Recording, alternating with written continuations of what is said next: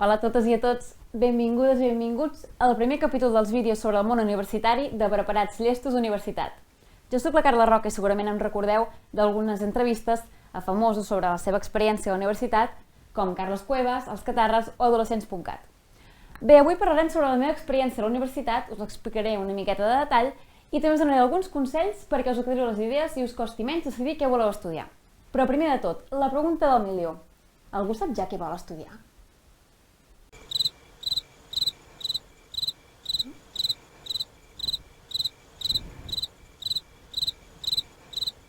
No? Ningú?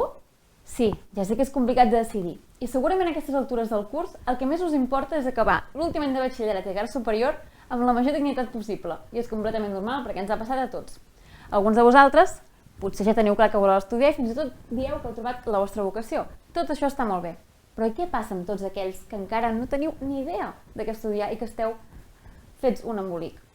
Doncs bé, hem preparat 3 preguntes imprescindibles perquè us aclariu les idees i perquè sapigueu què voleu estudiar o comenceu a pensar-hi. Són aquestes. Primera, sabíeu que podeu estudiar una carrera que no tingui res a veure amb el batxillerat que heu fet? Per exemple, si heu estudiat un batxillerat científic i no us ha agradat gens ni mica, no esteu obligats ni obligades a escollir també una carrera de ciències. Abans això sí que era així i moltíssima gent es va equivocar de carrera i va estudiar una cosa que no li agradava gens.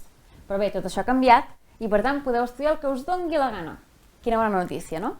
Segona, què és allò que mai estudiaríeu? Per exemple, jo vaig estudiar periodisme, però també hagués estudiat comunicació visual, o disseny, o traducció i interpretació, o fins i tot alguna enginyeria. Bé de saber. Però també tinc molt clar que no estudiaria mai de la vida, perquè no té res a veure amb qui sóc, ni amb què vull fer, ni amb què m'interessa. Per tant, penseu en això cada vegada que algú us digui què heu d'estudiar o quines carreres tenen més sortides professionals. I què, si hi ha més feina en unes professions que en unes altres? No es tractava d'escollir allò que us omplia i que us feia feliços?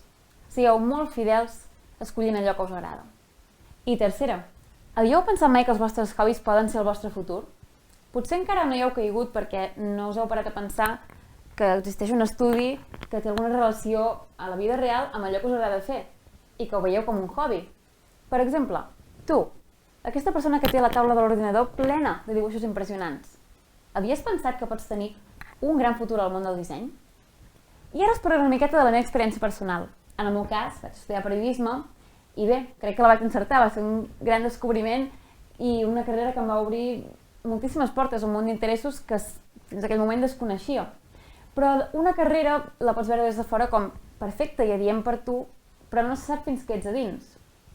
En el meu cas, doncs, la vaig encertar i bé, cada dia veig que una miqueta més que això és la meva vocació. Però això de la vocació també és una pressió afegida, més a tot el que teniu ja. I el que us recomano és que no hi penseu massa. La vocació, les ganes, la passió, això es nota quan ho trobes. Per tant, quan us lleveu hores infernals per anar a la universitat, però ho feu amb ganes i empenta, ho notareu, sabreu que heu trobat allò que volíeu estudiar. I, de fet, amb això que us acabo de dir, potser us he fet pensar en alguna cosa que us fa llevar amb unes ganes brutals cada dia al matí i que us motiva moltíssim. Penseu si és això el que voleu estudiar. Bé, preparades i preparats, ens veiem al proper vídeo d'aquestes càpsules sobre el món universitari. Que vagi molt bé. Fins aviat!